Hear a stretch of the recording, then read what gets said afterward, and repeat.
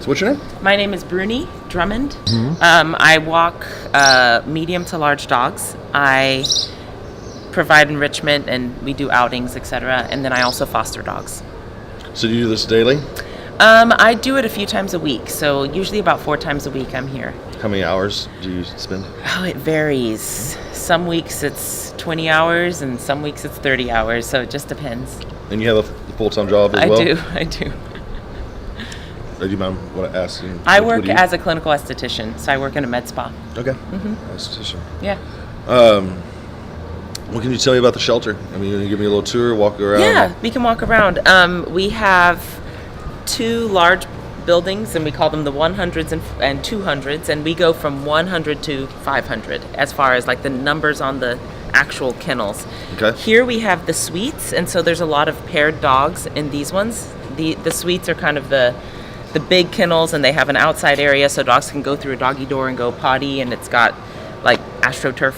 And then as you go through, there's the smaller kennels that the dogs are in, and we kind of have them all set up in a green and blue. As far as greens, anybody can take the dog out, take them on a walk. So if you're a public dog walker, you can do it, or a family.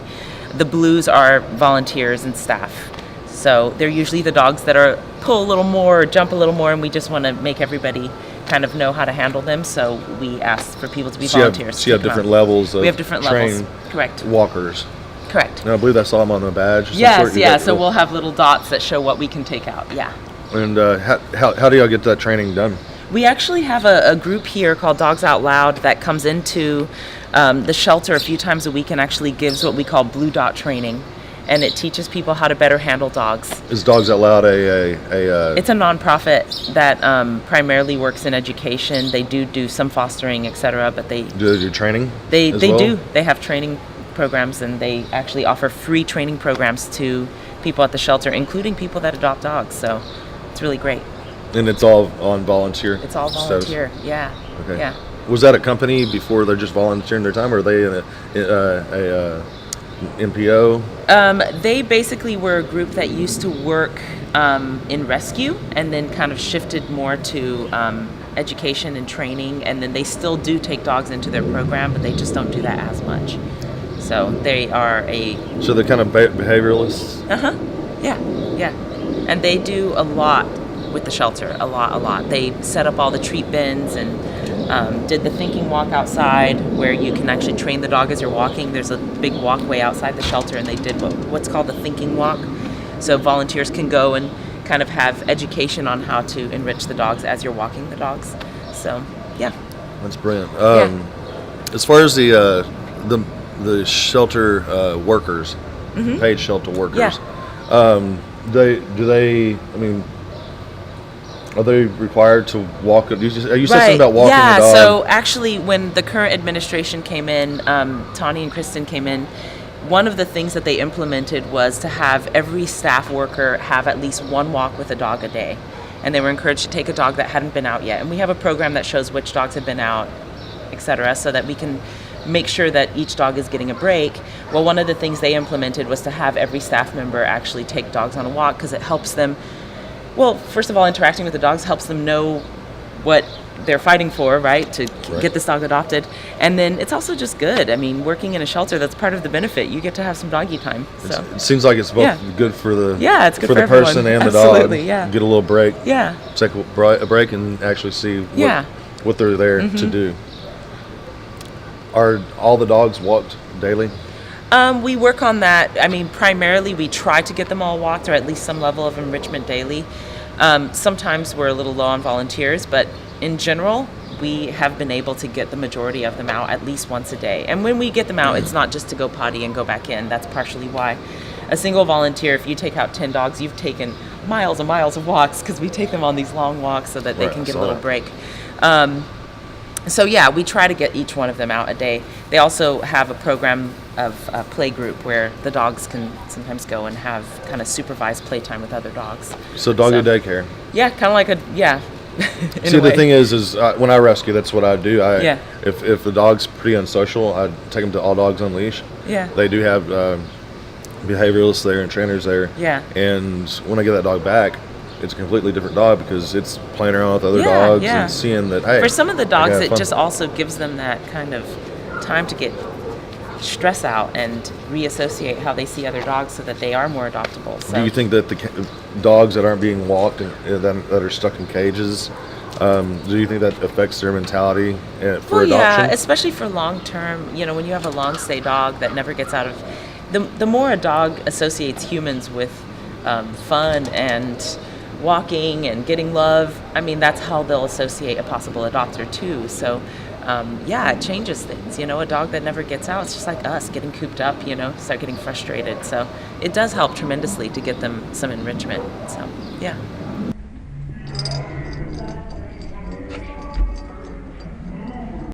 So how long have you been the director of animal services?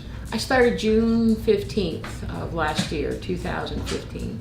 The interesting thing about animal services in general is the field is accelerating fairly rapidly as communities learn about what can be done when they start with life first. And it's, if death is not an option, what can we do? That's what we did in Fairfax.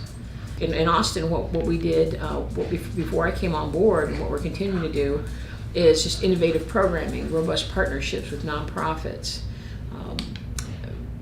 innovative intake policies and procedures. The life saving starts on the street before a pet even gets into an animal shelter. I think one of our other programs, we work with our partner at Austin Pets Alive on counseling people that are surrendering their pet, trying to find out what is it that's changed in their life that they are considering having to bring their pet in, and having that conversation with them. And sometimes it might be behavior, sometimes it might be medical, sometimes it might be housing, and we try and connect them with the information that they need that could help them keep that pet in their family, in their home. Sometimes it's not possible. Sometimes it's better for the But it does animal work. surrendered. It does work sometimes. Oh, sure it works. And you do try. So you just don't take an animal in and No questions asked. no questions asked. No, the thing about animal services it's really linked to social change, and I think we're rethinking animal shelters, animal services, animal protection. Even the word animal protection, I mean, what are we protecting them from? Used to be animal control. What are we controlling? So we're rethinking our language, and we're rethinking our philosophy and how we approach things. I think it's no mistake that a lot of shelters were built out by the dump, in industrial areas of communities. It was a utilitarian function. It was usually the state mandated a county or a city to have an animal pound where you rounded up strays, you impounded them, and hopefully somebody would come get them. And if they don't come get them and nobody wants to adopt them, then there was usually a time limit and they were euthanized. And that's changing. I mean, now we're understanding that animals, pets, are tied to the health. How we treat animals is indicative of our humanity as a society or as a community. And I think people are realizing that more and more now. I think that where you see animal abuse, you see people abuse. Where you see extreme poverty, you're going to see animal suffering and people suffering. Where you see domestic violence or child abuse, you're going to see animal issues. The two go hand in hand when we're talking about the health of a community. We are working with Travis County on actually, and I think this is important, if for any jurisdiction that's offering animal services, not just for a city but also a county, like multi-jurisdictional, to work together to make sure that ordinances and the codes make sense for today and that they're enforceable. What happened in Austin was a revolution, and revolutions are messy. They make careers, they break careers, they make relationships, they break relationships. They're bloody. I mean, think about historical revolutions in human history. That's what happened in Austin when it came to animal services. It was a revolution. We're coming this March. It'll be the 5th year anniversary of No Kill. And who is responsible for that movement? The community. The community said, this is what we're demanding. And who do they demand that to? The city council. The city council passed a mandate The city council passed a mandate. It was approved by city council in 2010 in March. It was resounding that we would be a no-kill community and a no-kill animal services, and that was a demand from the community. The community rose up, and some of the nonprofits in the community and leaders worked with the mayor, worked with city council, worked on a draft. They actually wrote a 34-point plan. That still guides us in what we're doing. And when I came here, a lot of things were being done really well. What I'm doing is I'm just part of the history. I'm part of the evolution. I'm trying to make it more sophisticated, more sustainable. And for instance, we had a volunteer program. We had a foster program. We counsel people when they were bringing a pet in to surrender. We did all the basics. Otherwise, is that basics? Because those are basics. Those are essential. Okay. For the 4 or 5 years, these are the things we were doing, and we had a live release rate of over 90% for 4 years, and now we're at 97%. And since I came on board in June, we were about 92, and we're about 97 right now. We finished last year over 94, and that was just 6 months. And that's not credit to me. I make no mistake. I have to give credit to all the work that was done before me. I have to give credit to the volunteers, the staff, the community, and the leaders. When you say, let's start with the first one, you got to give credit to, what'd you say? All the people in the past that made today a reality. And who was that? City council, mayor, animal services, animal advisory commissioners. We have a commission that advises the city council. Okay. And then my predecessor, the director that came before me, Ms. Smith, the work that she did a lot of hard work and got things done. And Austin Pets Alive, Austin Humane Society, Animal Trustees of Austin, Emancipet, the 140 rescues that we work with. This truly is a community effort. We are a piece of the puzzle. We're a big piece of the puzzle. We're the municipal shelter for Travis County.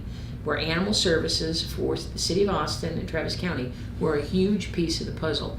But you've got Austin Pets Alive that take over 3,500 animals from us for medical and behavioral reasons that we just don't have the skill set to work with. That would probably be euthanized if Austin Pets Alive wasn't around. Yes. They wouldn't have much chance of getting adopted. Right, a huge, important partnership. Okay. And then the Austin Humane Society, it's been around since the 50s, and they take about 600 animals, and they're a very, very important partner when it comes to our community cats program and spay neuter.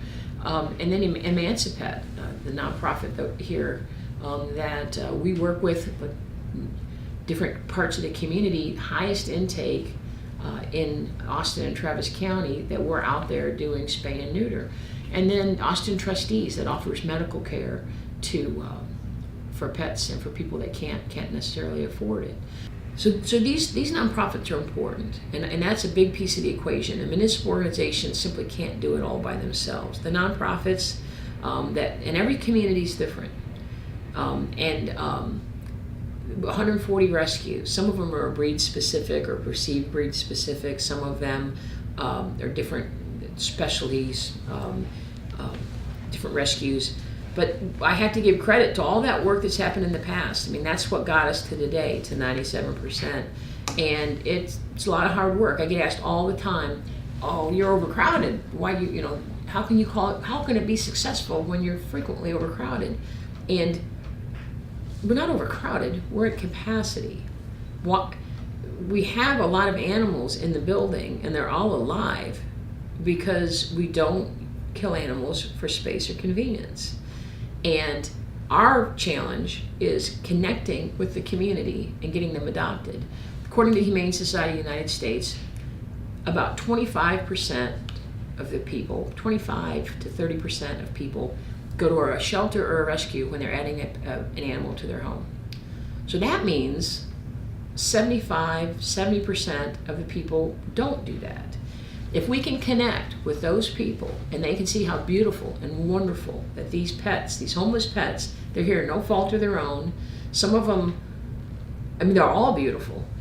If people will know about that, we will increase the adoptions. We will decrease the length of stay, which is a huge goal because with a pet that's coming into an animal shelter, it's either the worst day of its life or the best day of its life, depending on where it's coming from. I work with Austin Police Department. I'm an animal cruelty specialist. I work with 2 detectives. You have 2 detectives with Austin Police Department. Yes, sir. That specifically work Animal cruelty. on animal cruelty. Yes, sir. Nothing else. Yes, sir. Why would you put animal cruelty under the police department's control? Well, I mean, animal cruelty is defined under the Texas Penal Code, which is enforced by law enforcement. So that's why they brought that in under the police department. What does that enable you to do in that capacity?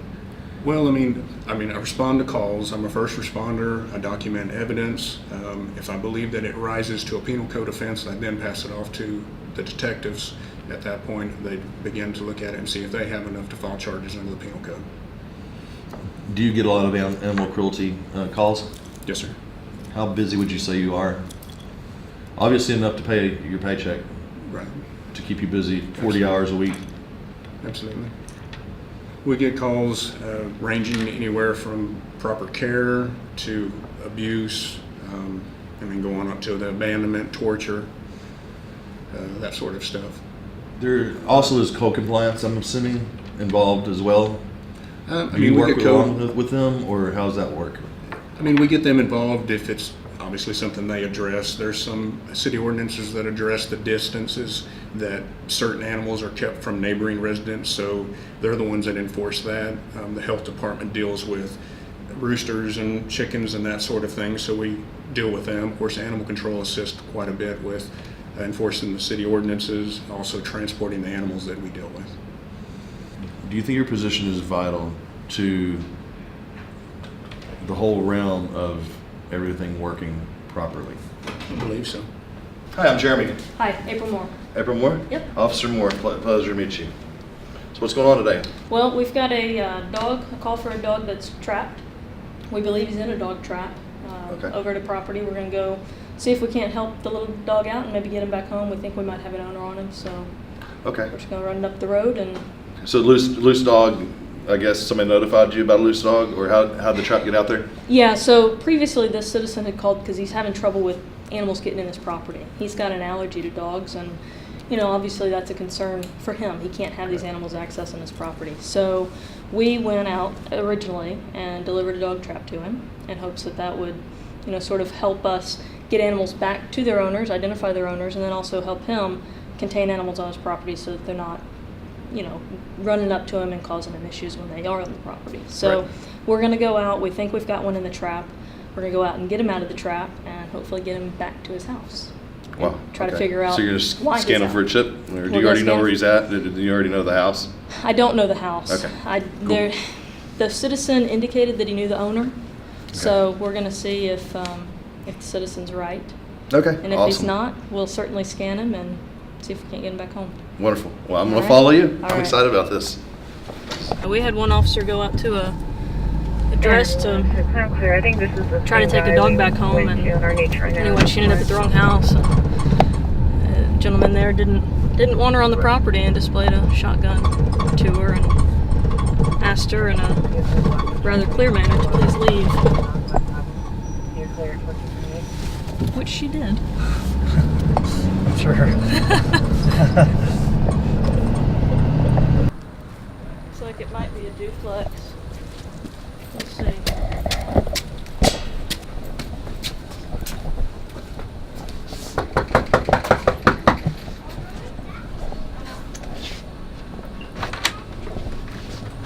Hi there. Hi. Can you step out and talk to me for a minute? Uh-huh. In. Okay. My goodness, he's cute. I'm Officer Moore, Dawson Uh-huh. Travis County Animal Control. Uh-huh.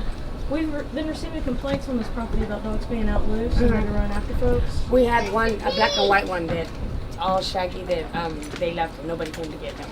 Okay. So he wasn't our dog. Who left? The owner was But was it like a different residence here? no, or- it was my stepson was supposed to be taking care of him. And he went back to college, and I told her she had to come get her dog because I couldn't take care of him. Yeah. So they came and got it? No, my Or neighbor it's was around just here my somewhere? neighbor just told me they picked him up yesterday. Oh, okay. Yeah, in DC. Do you have current vaccinations in Missouri? Yeah. Would you mind getting the paperwork for me? Yeah. Just take a look. And if you wouldn't mind bringing an ID out so I know who I've been talking to. Okay. Thank you, ma'am. So when you come out to a call period, you do registration checks on every We do vaccination checks. vaccination checks. Our city doesn't have a registration any longer. Okay. We did away with it a few years back. Uh-huh. So we just check rabies vaccination status.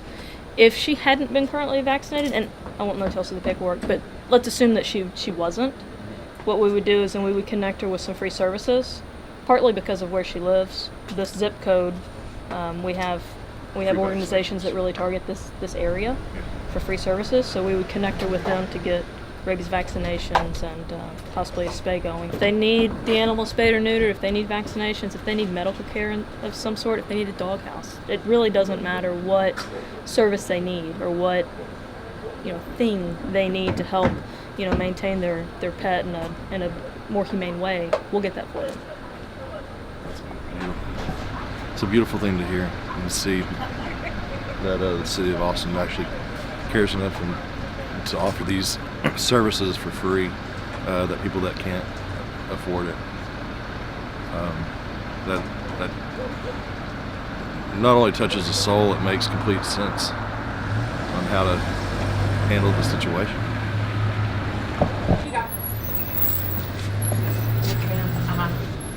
I was looking for tag things. I couldn't find the tags. It's okay. I love your little doggy. Oh, let me get mine. Get you back. Okay.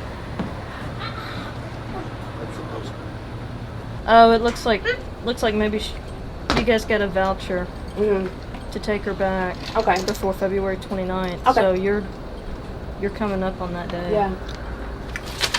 You guys gonna get her in? Oh yeah. If y'all need any assistance with like transportation to get her over there, just give us a call Okay. at 311, and All right. we can get you some help Okay, getting over cool. there. All right. The basic complaint was that two little dogs were running out and chasing folks. Mhm. So obviously, we don't want the dogs out loose. I know what, but it was my neighbor because he came over here drunk at midnight one day, knocking Yeah. and banging on the door, and I was like, "The only dog barking here is you," and I slammed the door. Even still, Yeah. you put you and you put your pets at risk when they're out here loose. When they're out here loose, if they go after somebody, you could be subject to a dangerous dog complaint, which you don't want to get involved in. Right. You know, and they also could potentially get injured by getting out on the street, or somebody could injure them, or somebody could take them. Yeah. You know, Yeah. this call is rather typical. On a daily basis, we get call complaints about people's animals that get out of their yard. They cause some sort of nuisance for the neighbor, either through barking or tearing up the trash or chasing somebody. This particular call is on two dogs that are getting out on a pretty regular basis, and they're chasing people as they're running by or walking by on the sidewalk. So we're gonna go out there and we're gonna, hopefully the dogs will be contained. That would be ideal. We'll make contact with the owner. We'll talk to them about the situation. They may not even know the dogs are getting out. We'll check their rabies vaccination paperwork if they have it. And then if the dogs are getting out and they're having trouble keeping them contained, then we'll try to help them work through whatever issue it is or whatever barrier they have to confinement. We'll try to help them with that. It could be as simple as providing them some new wood pickets for their fence, So that's kind of the goal, is to identify the owner, identify the problem, and try to help them fix it, so we can keep our pets safe and keep our community safe. Name again. 10-4. Henry, Ida, Mary, Edward. Should be our house. There's a cat. It's a good sign. Either the dogs aren't loose or they're cat friendly. 8-3.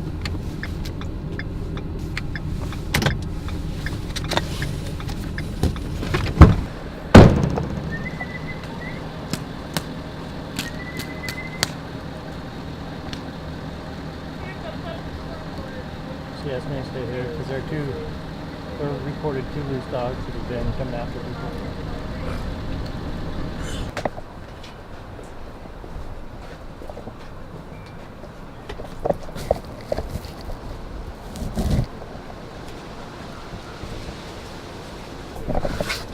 All right.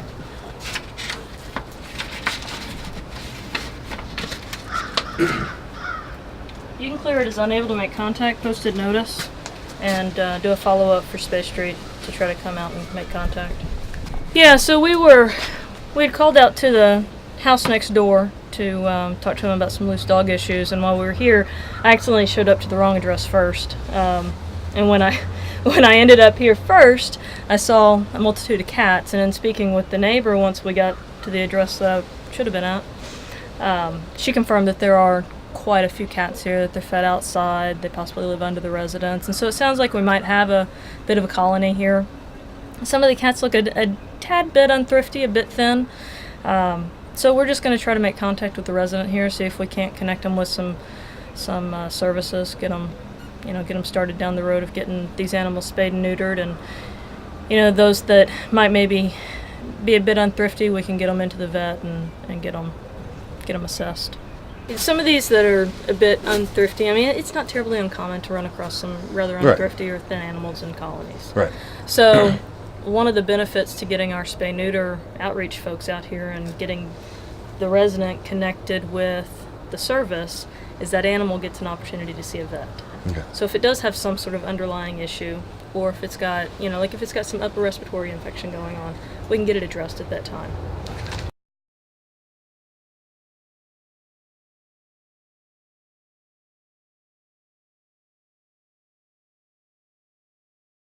We went on a beat with one of the code of compliance ladies, and